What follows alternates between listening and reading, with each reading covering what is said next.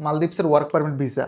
তো কয়েকদিন আমি একটা ভিডিওতে বলছিলাম যে ভাই মালদ্বীপসের ওয়ার্ক পারমিট ভিসা হচ্ছে, কেউ কেউ বলছে ভাই এটা আসলে কতটুকু সত্যি। তো আপনাদের একটা প্রুফ দিচ্ছি যে এটা সত্যি। সেটা কীভাবে দেখেন, ম্যান পাওয়ার হয়ে গেছে। তো একটা ভিসা যদি বৈধ না হয় বা ওই দেশ সম্পূর্ণ খোলা না থাকে কোনোভাবেই, মনোপ্রধান বাংলাদেশ সরকারের প্রবাসী কল্যাণ ও বৈদেশিক মন্ত্রণালয় প্লাস বিএমইটি ওনারা কিন্তু ম্যান পাওয়ার দিবে না, because they are the leader. হ্যাঁ, তারা সব ধরনের ডকুমেন্টস যাচাই বাছাই করে কিন্তু ম্যান পাওয়ারটা ইস্যু করে এবং ওনাদের ভুল হওয়ার কোনো সুযোগ নাই, বিকজ রাষ্ট্রায়ত্ত প্রতিষ্ঠান। তো যেটা হয়েছে, আমি একটা ভিসা আপনাদের একটু ম্যান পাওয়ার চেক করে দেখাচ্ছি, তাইলে আপনারা ক্লিয়ার হতে পারবেন যে মালদ্বীপসের ভিসা এই মুহূর্তে বন্ধ না, ভিসা ওপেন আছে, পাশাপাশি বৈধভাবে ম্যান পাওয়ার হয়েই লোকজন ফ্লাইট করতেছে। আর ভিসা ওপেন না হলে কিন্তু আপনি ম্যান পাওয়ার পাইতেন না।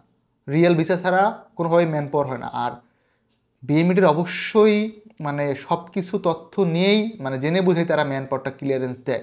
যদি এরকম হয়তো মালদ্বীপের এন্ড থেকে কোনো ইস্যু আছে, তারা মানে আপনার এই তথ্যটা জানে না বা এই জিনিসগুলো ক্লিয়ার না, তাহলে কিন্তু তারা ম্যান পাওয়ার দেয় না। যেমন মালয়েশিয়ার ক্ষেত্রে যেটা হয়, ওনারা বলে দেয় যে মালয়েশিয়ার ম্যান পাওয়ারটা আপনার নির্ধারিত ওই তারিখের মধ্যে পেতে হবে, আফটার দ্যাট আপনি ম্যান পাওয়ার ক্লিয়ারেন্স পাবেন না। বিকজ মালয়েশিয়ান গভর্নমেন্ট হয়তো বাংলাদেশ হাই কমিশন মালয়েশিয়াকে ইনফর্ম করে দিচ্ছে যে আপনার দেশের ওয়ার্কার এই তারিখ পর্যন্ত মালয়েশিয়াতে ঢুকতে পারবে, অফিসিয়ালি ইনফর্ম করে। তো সেম যেটা করে হাই কমিশন বিএমইটি বা প্রবাসী কল্যাণ মন্ত্রণালয়কে বলে দেয় যে ওয়ার্কাররা এই তারিখ অবধি মালয়েশিয়াতে প্রবেশ করতে পারবে, সেই অনুযায়ী কিন্তু ম্যান পাওয়ার ক্লিয়ারেন্স হয়। অনেক বেশি ম্যান পাওয়ার ক্লিয়ারেন্স দিল, বাট ওয়ার্কাররা যেতে পারলো না। তো এই যে একটা ঝামেলা তৈরি হবে, এইটা কিন্তু গভর্নমেন্ট কোনোভাবেই চায় না। এখন যেই দল যখন ক্ষমতায় আসুক, আমি এটার নিয়ে আমার কোনো সে নাই, আলহামদুলিল্লাহ।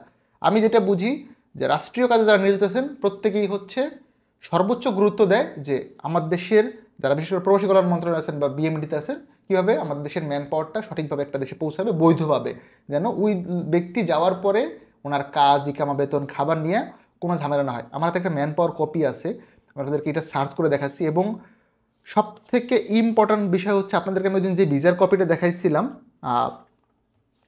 এটা কিন্তু রিয়েল, হ্যাঁ, ফেক কিছু না। আমি একটা ম্যান পাওয়ার আপনাদের একটু সার্চ করে দেখাচ্ছি যে ভাই ম্যান পাওয়ার অফ না ম্যান পাওয়ার হচ্ছে। আমি একটু অনলাইনে সার্চ দিয়ে দেখেন। হ্যাঁ, আমি প্রবাসীর পোর্টালে গেলাম, আমি প্রবাসী হোম, আমরা সার্চ দেবো ডাউনলোড কার্ডস, এখানে দেখবো ডাউনলোড ক্লিয়ারেন্স কার্ড, মানে স্মার্ট কার্ড যেটা, যে অ্যাকচুয়ালি। আর এখানে আপনি ইভেন কোম্পানির নামটাও পাবেন, পাশাপাশি 4 ফেব্রুয়ারি 4 তারিখে ম্যান পাওয়ার ক্লিয়ারেন্স হয়েছে, অ্যাজ ওয়েল অ্যাজ আপনি আরেকটা তথ্য পাবেন যে ভাই কান্ট্রিটা মালদ্বীপ কিনা। আমরা একটু পাসপোর্ট নাম্বারটাতে আপনাকে সার্চ দিয়ে দেখাচ্ছি।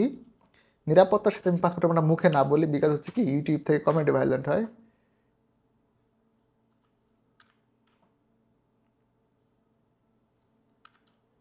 ওকে, হেয়ার উই গো। এখন ক্যাপচা কোডটা দিতে হবে, এটা নিয়ে আমি প্রত্যেকবারই প্যারা খাই।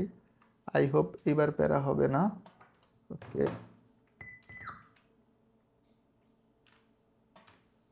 দেখেন আমি যে ভুল করছি, এই ক্যাপচা দিয়ে নিয়ে আমি বেশ প্যারায় থাকি, সত্যি কথা বললাম।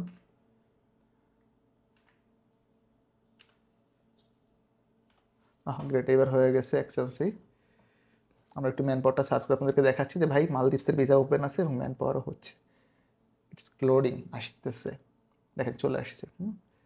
আমরা এটাকে ধার পাশে জুম করি, দেখেন এই যে ওনার নাম, পাসপোর্ট নাম্বার, এমপ্লয়ার, হ্যাঁ, and country Maldives, clearance date 4/2/2025। I guess এখন যে কান্ট্রি মালদ্বীপ, এটা ও মা অনেক বেশি জুম হয়ে গেছে, এখন দেখতে পারবেন এই দেখেন কান্ট্রি মালদ্বীপস, আই গেস চলে আসছে।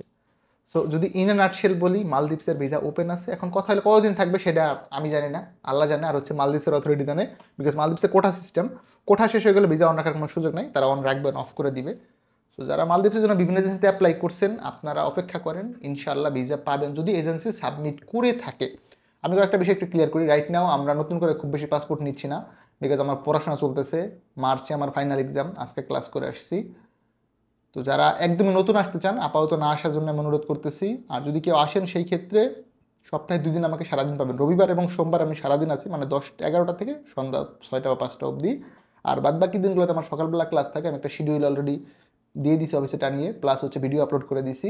অন্যান্য দিনগুলোতে শনিবার, মঙ্গল, বুধ, বৃহস্পতি, এই 4 দিন দুপুর 2টার পরে আসলে আমাকে পাবেন। 2টার আগে না আসার জন্য মানে না আসার জন্য অনুরোধ করছি, 2টার আগে আসবেন না প্লিজ।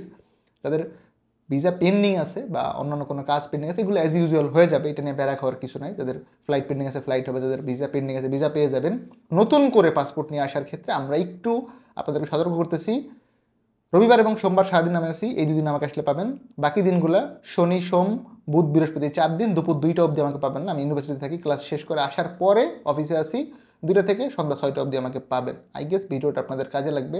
অ্যান্ড মালদ্বীপস নিয়ে যদি কেউ বলে যে ভিসা অফ, এটা হচ্ছে ফেক, ভিসা অন আছে, ম্যান পাওয়ার হচ্ছে। কতদিন খোলা থাকবে এটা এখন অবধি আমার কাছে কোনো স্পেসিফিক তথ্য নাই, যদি ভবিষ্যতে জানতে পারি আপনাদেরকে জানিয়ে দিব।